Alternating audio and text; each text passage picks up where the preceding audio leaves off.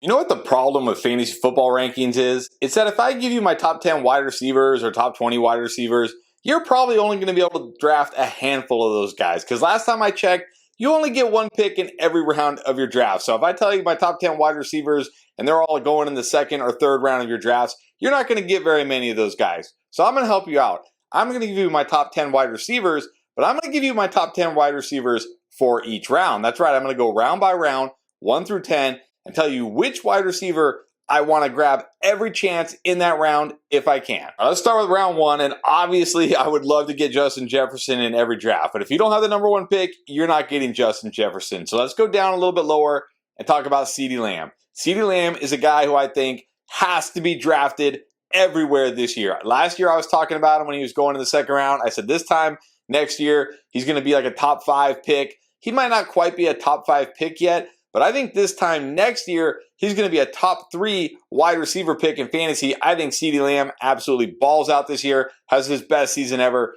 Get CeeDee Lamb in the first round if you can't get Justin Jefferson, of course. In round 2 for me, it's Chris Olave. He was my number 1 rookie wide receiver going into last season. He was awesome in every single way. One of the best route runners, and he got a real QB upgrade with Derek Carr. And a lot of people value Garrett Wilson much higher than Chris Olave, and they shouldn't. These guys are much closer than people think.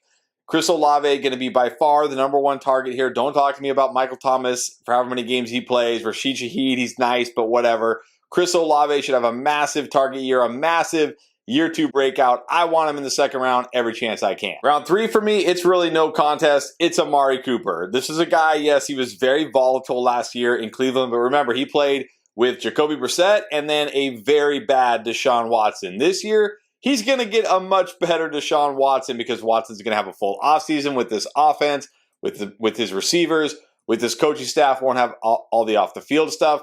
This Browns team is going to throw the ball much more this year, whether you want to believe it or not. They're going to.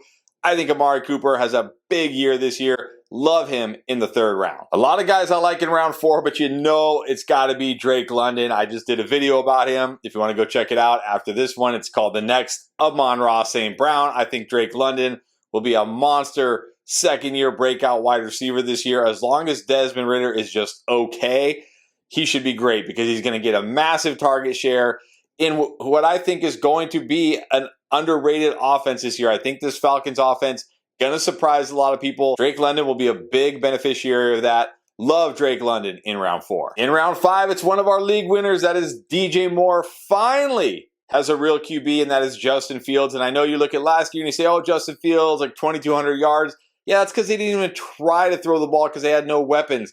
They traded for DJ Moore for a reason, to give Justin Fields a weapon. Remember, this guy was a great passer in college. He's not like Anthony Richardson or Jalen Hurts, who's a project passer. He was a great passer in college. No reason he can't be a great passer in the pros. DJ Moore has really no competition for targets here. I mean, Chase Claypool, Darnell Mooney, Cole Kmet, another guy locked into a massive target share. Love DJ Moore in round 5. Now, in round 6, I know Michael Pittman hurt us last year. He hurt me last year, but I think this is just way too low for Michael Pittman. I know we got question marks about Anthony Richardson, the passer, but Michael Pittman is by far the number 1 receiver on this team. I think Anthony Richardson will be good enough. If nothing else, Anthony Richardson can actually throw the ball down the field, which should help Michael Pittman. I think in round 6, that's too low for Michael Pittman. I'm going to take him here every time. Then in round 7, I know a lot of people are going to want Pickens. I really like Dotson, but the guy I want here is Jordan Addison, the rookie. I think he landed in an absolute smash spot this year. He is the perfect complement to Justin Jefferson. And defenses aren't going to start ignoring Justin Jefferson because Jordan Addison is there. What's going to happen is Jordan Addison is going to be running all over the field uncovered because teams are going to be so worried about Justin Jefferson. He's going to get so many layup throws, so many easy targets.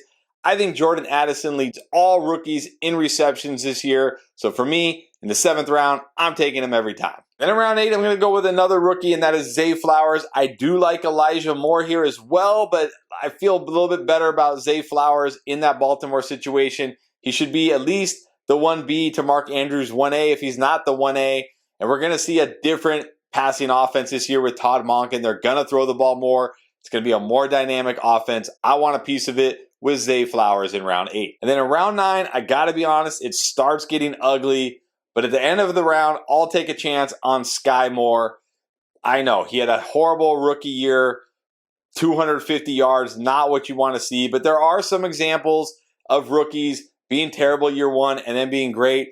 The biggest example probably being Antonio Brown, who only had 167 yards as a rookie, went over 1,000 yards the next year, and went off to have a great career. I'm not saying Sky Moore is the next Antonio Brown, but I don't think we should just completely write him off because of how bad he was. If you look at him as a wide receiver, he was actually very good. Now year two in this Chiefs offense, he should be better. I don't really like anybody in this round anyways, so I'll take a shot on Sky Moore. And then finally in round 10, again, not a lot of guys I like here, but I'll take a shot late on Darnell Mooney. People have kind of forgotten about this guy. Remember, year two, over 1,000 yards. Then last year, of course, very bad. Again, they barely threw the ball. He wasn't very good, but I think this year the offense opens up a bit more. They throw it a bit more. Having DJ Moore there will be nice to take the pressure off him as the number 2 guy who won't see the top coverage anymore this year. So I like Darnell Mooney in round 10 to have a bounce back year. All right, so those are my top 10 wide receivers that you can actually draft. But if you want to see our full top 24 wide receiver rankings, you can check it out right here.